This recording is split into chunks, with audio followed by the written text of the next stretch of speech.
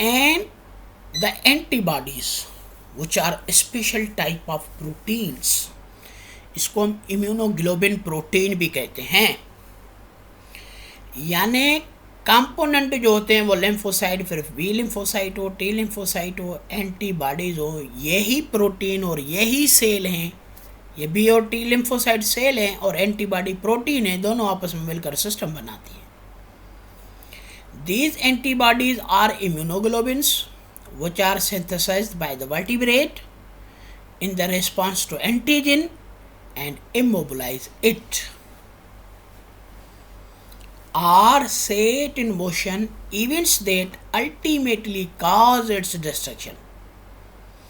अच्छा, ये जो इम्यूनोग्लोबिन की प्रोटीन है ये वर्टिब्रेट बनाते हैं तब जब एंटीजन आती हो और उसके आने से उसको इमोबिलाइज करना, इसकी मोशंस की एक्टिविटी को ख़त्म करना और इसको डिस्ट्रक्शन में ला देना, इसको ख़त्म कर देने वाले सिस्टम को हम इम्यून सिस्टम कहते हैं।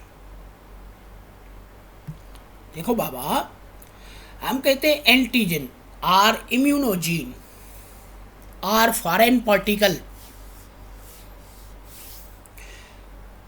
is a foreign substance which stimulate the formation of antibodies। ये क्या करती हैं? एंटीबॉडीज़ को स्टिमुलेट करती हैं ताकि एंटीबॉडीज़ बने। और हम कहते हैं कि antibodies are specific in cause in the destruction of antigen. Antibody वो होती है, उसका मेन काज ये होता है कि तबाह कर दें एंटीजन को जो हमारे बॉडी को तबाह करने पे तुली हुई है, जो हमारे बॉडी को ख़तरा देती हो, जो हमारे बॉडी को तबाह करती हो, उसको डिस्ट्रक्शन करने के लिए हमारे बॉडी में से एंटीबॉडी बनती है जिसको इम्यूनोग्लोबिन कहते हैं। Antibodies are manufactured in B lymphocyte and then secreted into the lymph and blood where they circulate freely. याद कर लो, एंटीबॉडी को किसने बनाया? बी लिम्फोसाइट ने। लिम्फोसाइट हमने पढ़ा था, बी एन टी पीछे पढ़ा। तो बी लिम्फोसाइट एंटीबॉडीज़ को बनाते हैं, इम्यूनोग्लोबिन को बनाते हैं। क्यों बनाते हैं? बनाकर क्या करते हैं? उसको सीक्रेट कर देते हैं। आपने पहले इससे पढ़ा था लिम्फेटिक सिस्टम, और लिम्फेटिक सिस्टम से सर्कुलेटरी सिस्टम ब्लड पढ़ा था।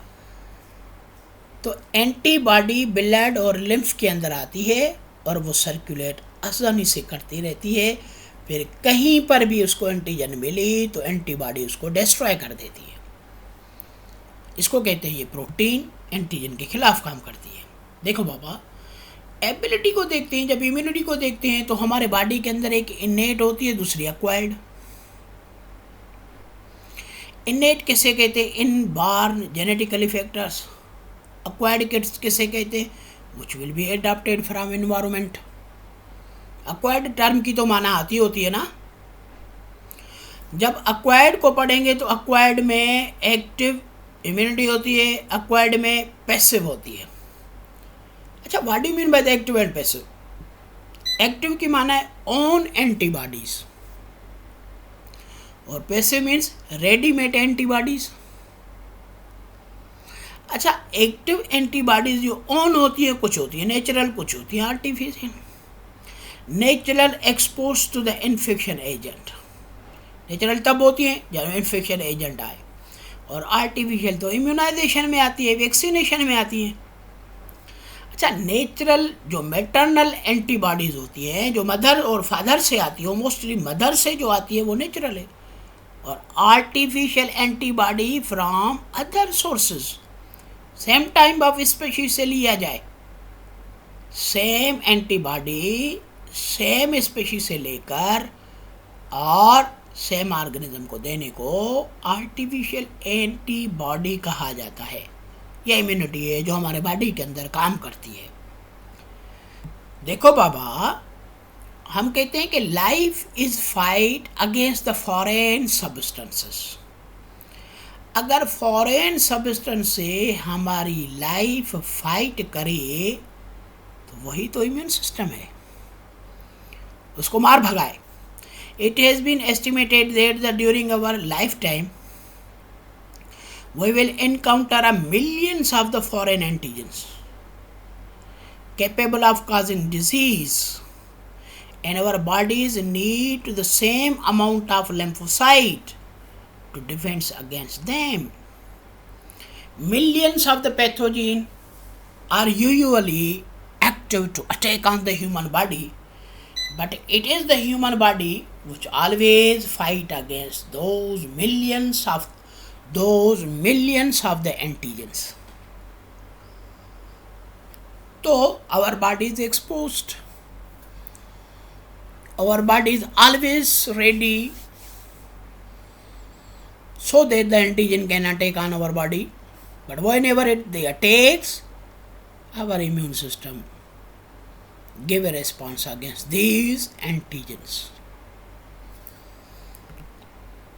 Immune system can be divided into the two types on the basis of function. In one human body, the immune system performs its function. On the basis of function, the immune system of human is divided into two types. One is innate immune system, other one is the adaptive immune system. So basically two types of immune system present in human body. Then we will discuss one by one. First of all, it is the one innate immune system which is called a non-specific immune system. इसको हम non-specific कहते हैं.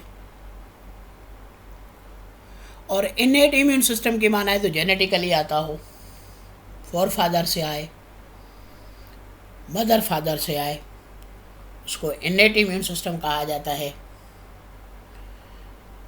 यानी हम इसको कहते हैं inborn immune system. वो इम्यून सिस्टम जो इनबॉर्न होता हो, पेरेंट्स से आता हो, उसको हम कहते हैं innate immune system. The immune system which comprises of natural immunity, जिसके अंदर नेचुरल इम्यूनिटी होती हो, उसको हम क्या कहेंगे? ये innate है. It is known as innate immune system. इसको innate immune system कहा जाता है. It is responsible for innate or natural immunity. ये innate या natural immunity के अंदर आती है, which is non-specific in nature. जो specific नहीं होती, non-specific होती है. So it combine all microorganism. यानी इस immune system के अंदर कोई भी पैथोजन स्पेसिफिक नहीं होता. ये इम्यून सिस्टम तमाम माइक्रो ऑर्गेनिजम्स के खिलाफ काम करते हैं. तो ये नॉन स्पेसिफिक है.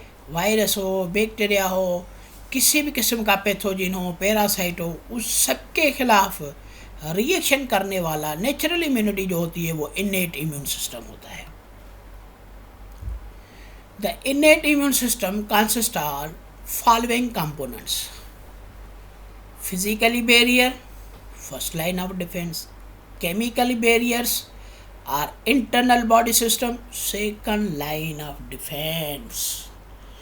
यानी two lines of defense are present in innate immune system. First line of defense and second line of defense, both are present in innate immune system. First line of defense is the physical protection and second line of defense is the chemical protection or chemical barrier. तो बाबा एक एक को detail में discuss करते चलेंगे. Physical barrier और first line of defence जो होता है वो किसे कहते हैं? Physical barriers consist on skin and mucous membrane. Skin हो या म्यूकस मेम्ब्रेन हो, which act as the first line of defence. जो दोनों फर्स्ट लाइन ऑफ डिफेंस की तरह एक्ट करते हैं.